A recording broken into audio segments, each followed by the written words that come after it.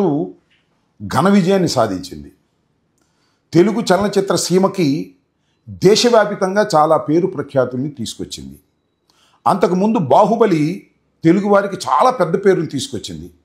ఆ కలెక్షన్ల రికార్డును కూడా ఛేదించుకొని ముందుకు వెళ్ళే దశకు వెళుతుంది. అంటే తెలుగువారు సృష్టించినటువంటి ఒక రికార్డుని మరొక తెలుగువారు దాన్ని అధిరోహించేటటువంటి పరిస్థితి రావటం నిజంగా తెలుగు ప్రజలకి, తెలుగు మాట్లాడుతున్నటువంటి ప్రాంతానికి, తెలుగు చలనచిత్ర సీమకి చాలా గొప్ప పేరుగా నేను భావిస్తున్నాను. అంతకుముందు చాలా చూసాం పాన్ ఇండియా చిత్రాలు. రజనీకాంత్ దేశవ్యాప్తంగా ప్రపంచవ్యాప్తంగా చాలా కలెక్షన్ చేసినటువంటి వ్యక్తి. అలాంటి కోవకు ఇవాళ మన తెలుగువారు, మరి ముఖ్యంగా అల్లు అర్జున్ ముందుకు వెళ్ళడం అనేది చాలా గొప్ప విషయంగా నేను భావిస్తున్నాను. అంతకు ముందు కూడా అల్లు అర్జున్ గారి కన్నా ముందు అల్లు రామలింగయ్య గారి కుటుంబం నుంచి వచ్చినటువంటి అల్లు అరవింద్ గారు చిరంజీవి గారిని కూడా పాన్ ఇండియా యాక్టర్ చేయాలనేటువంటి ఉద్దేశంతో హిందీలో కూడా సినిమాలు తీశారు. కానీ అంతగా విజయం సాధించలేదు, అంత స్థాయికి ఎదగలేకపోయారు.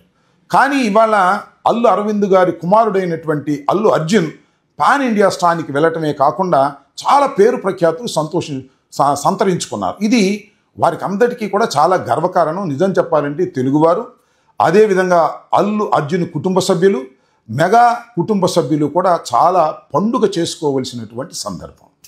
కానీ పండుగ చేసుకోలేకపోతున్నారు, చాలా బాధపడుతున్నారు, లోన్లీగా ఫీల్ అవుతున్నారు. దీనికి కారణం రేవతి దారుణంగా ఒత్తిడిలో మరణించటం. రేవతి ఎక్కడ మరణించింది? పుష్ప సినిమా రిలీజ్ రోజున సంధ్యా థియేటర్ దగ్గర మరణించింది. ఆ సంధ్యా థియేటర్కి చిత్రం చూడటానికి హీరోనే సాక్షాత్తు వెళ్ళాడు. ఆ ఒత్తిడిలో ఆమె మరణించింది. ఇది జరిగినటువంటి సత్యం. దీనికి కారణం ఎవ్వరు? దీనికి కారణం డైరెక్ట్గా ఆ సినిమా హీరోనే. ఆ సినిమా హీరో వెళ్ళడం వల్లే ఆమె హత్య గావించబడింది అనేటువంటి మాటలు మాట్లాడుతున్నారు. చివరికి అల్లు అర్జునే మర్డర్ చేశాడనే స్థాయికి సాక్షాత్తు ముఖ్యమంత్రి గారి శాసనసభలో మాట్లాడినటువంటి వైనాన్ని చూసినప్పుడు నాకు కించిత్ బాధ కలిగింది.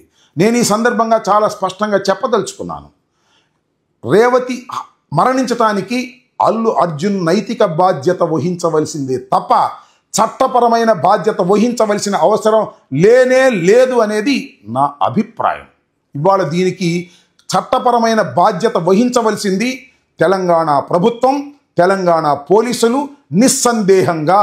ఎందుకంటే అల్లు అర్జున్ కొత్తగా ఆ థియేటర్కి వెళ్ళడం లేదు.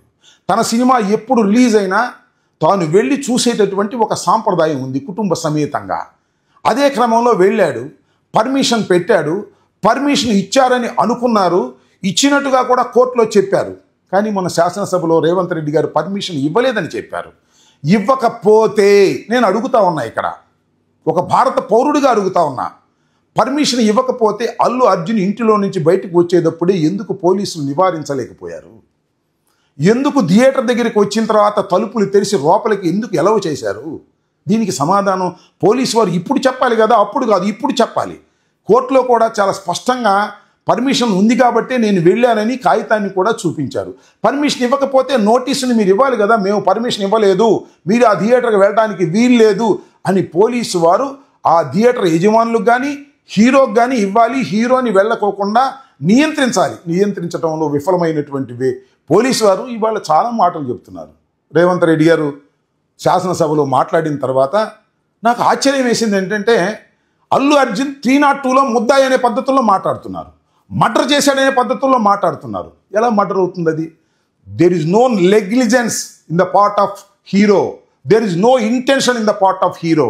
అలాంటి ఇంటెన్షన్ లేని, అదేవిధంగా నెగ్లిజెన్స్ లేనటువంటి అల్లు అర్జున్ని ఒంటరి వాడిని చేసి వేధించాలనేటువంటి ప్రయత్నం ఇవాళ తెలంగాణ ప్రభుత్వం, రేవంత్ రెడ్డి గారు, కాంగ్రెస్ పార్టీ, ఒక సెక్షన్ ఆఫ్ మీడియా, విశ్లేషకులు అని చెప్పబడుతున్న కొందరు ఒక్కసారిగా మీదపడి మనశ్శాంతి లేకోకుండా అల్లు అర్జున్ని చేయటం నాకు చాలా బాధ కలిగిందని మనవి చేస్తున్నా. అల్లు అర్జున్ నాకేమీ మా పార్టీ వాడు కాదు, నాకేమీ సంబంధం లేదు. అయినా కూడా ఒక అన్యాయంగా, అక్రమంగా ఒక హీరోని, తెలుగు హీరోని, పేరు ప్రఖ్యాతులు తీసుకొచ్చిన హీరోని ఇబ్బంది పెడుతున్నప్పుడు మాట్లాడటం ఒక భారత పౌరుడిగా నా ధర్మంగా నేను భావిస్తున్నాను. దీన్ని తీవ్రంగా నేను ఖండిస్తున్నానని కూడా ఈ సందర్భంగా చెప్పదలుచుకున్నాను. అవునండి, తప్పే ఉంది. ఆయన జైలుకి వెళ్ళాడు, తీసుకువెళ్ళారు, ఒక రాత్రి జైల్లో నిర్బంధించారు. చట్ట ప్రకారంగా బెయిల్ తీసుకుని బయటకు వచ్చాడు. వస్తే అందరూ తోటి హీరోలు వెళ్ళి పలకరించారు. పలకరిస్తే తప్ప? పలకరిస్తే అది ఘోరమా? పలకరించడం ఏమైనా నేరమా? పరామర్శించడం ఏమన్నా తప్ప? అదేమంటే ఆయన కాలు ఇరిగిందా, చెయ్యి ఇరిగిందా, కిడ్నీ పోయిందా అంటే కాలు, చెయ్యి, కిడ్నీ పోతేనే వెళ్ళి పలకరిస్తారా? ఒక హీరో చెయ్యని నేరానికి జైలుకి వెళ్ళి వస్తే పలకరించడం వారి ధర్మమని భావించారు, వెళ్ళారు. ఈ పలకరించిన వాళ్ళంతా రేవతి కుటుంబాన్ని పలకరించడానికి వెళ్ళలేదంటే వాళ్ళకి ఆ బాధ్యతగా వాళ్ళు ఫీల్ కాలేదు. That is their prerogative. మీరెవరు మాట్లాడటానికి అంటున్నా? ప్రభుత్వం వారికి చేయవలసిన సహాయం చేయాలి. ఇవాళ అల్లు అరవింద్ గారు కానీ, అల్లు అర్జున్ గారు కానీ ఆ కుటుంబానికి కావాల్సినటువంటి కార్యక్రమాలు మేము చేస్తామని ప్రామిస్ చేశారు. అయితే మీరు ఎందుకు మాట్లాడలేదు, మీరు ఎందుకు వెళ్ళలేదు అంటే ఎట్లా మాట్లాడతారు, ఎట్లా వెళ్తారు? చట్ట ప్రకారం కోర్టులో కేసు ఉన్నప్పుడు వారి లీగల్ టీం ఏ విధంగా చెబుతుందో ఆ విధంగా ముందుకు వెళ్తారు. 25 లక్షలు ఇవ్వడానికి ఏమన్నా వెనుకాడతారా, లేకపోతే ₹1 ఇవ్వడానికి ఏమన్నా వెనుకాడతారా? ఇది ఆలోచించుకోవాలని కూడా మనవి చేస్తున్నా. ప్రధానమైనటువంటి కారణం ఏమిటి ఇవాళ అల్లు అర్జున్ మీద ఇంత పెద్ద ఎత్తున ప్రభుత్వం కానీ, పోలీస్ యంత్రాంగం కానీ, విశ్లేషకులు కానీ, మీడియా కానీ దాడి చేయడానికి ప్రధానమైన కారణం ఏంటి? ఒకటే చెప్పండి నాకు. ప్రధానమైన కారణం ఒక్కటే, కడుపు మంట, ఈగోయిజం, నా పేరు చెప్పలేదనేటువంటి ఒక తాపత్రయం. దాన్ని ఈగోగా ఫీల్ అయిపోయి నా పేరు చెప్పలేదు కాబట్టి ముఖ్యమంత్రిని అగౌరవపరిచారనేటువంటి ఉద్దేశంతో ఇంత కక్ష సాధింపు చర్యలకు పాల్పడటం ప్రజాస్వామ్య చరిత్రలో ఇది తొలిసారి కూడా ఈ సందర్భంగా నేను మనవి చేస్తున్నా. చాలా విషయాలు చూసాం మనం. పాపం అల్లు అరవింద్ గారిని చూసినప్పుడు నాకు బాధేస్తుంది. ఎందుకంటే అరవింద్ గారు చిరంజీవి గారిని కూడా పాన్ ఇండియా యాక్టర్ చేయాలని తాపత్రయపడ్డారు. హిందీలో కూడా 1-2 సినిమాలు తీశారు, కానీ సక్సెస్ కాలేకపోయారు, ఆ స్థాయికి వెళ్ళలేకపోయారు. కానీ తన కుమారుడు ఆ స్థాయికి వెళ్ళినప్పుడు ఆ కుటుంబం ఎంత ఆనందపడుతుంది. కానీ ఆనందపడటానికి వీల్లేదు. ఇవాళ వాళ్ళని హెరాస్ చేయాలి, వాళ్ళని ఇబ్బంది పెట్టాలి. ఎందుకంటే మమ్మల్ని లెక్క చేయట్లేదు, మా ప్రభుత్వాన్ని లెక్క చేయట్లేదు. సినిమా యాక్టర్లు, హీరోలు తెలంగాణలో నివసిస్తున్న వారు మా ప్రభుత్వాన్ని లెక్క చేయటం లేదు, మాకొచ్చి సలాములు పెట్టడం లేదు, మాకు గులాములు కావడం లేదు అనేటువంటి ఉద్దేశంతో వారి మీద యాక్షన్ తీసుకోవాలని చట్టాన్ని అడ్డం పెట్టుకొని యాక్ట్ చేసే విధంగా మీరు ప్రవర్తిస్తున్నారంటే ఇది చాలా దురదృష్టం అని మనవి చేస్తున్నాం. ఇవాళ అల్లు అర్జున్ గారి ప్రెస్ మీట్ చూశాను, అల్లు అరవింద్ గారి ప్రెస్ మీట్ చూశాను. వాళ్ళు కొన్ని పరిధులు దాటి మాట్లాడలేరు, మాట్లాడకూడదు కూడా. చాలా తెలివిగా మాట్లాడుతున్నారు, చాలా ధర్మంగా మాట్లాడుతున్నారు. ఎందుకంటే కోర్టులో పెండింగ్లో ఉంది కేసు, తాత్కాలికమైన బెయిల్ మీదే ఉన్నారు. కాబట్టి వారు మాట్లాడటం ఎంతవరకు మాట్లాడాలో అంతవరకే వారు మాట్లాడుతున్నారు.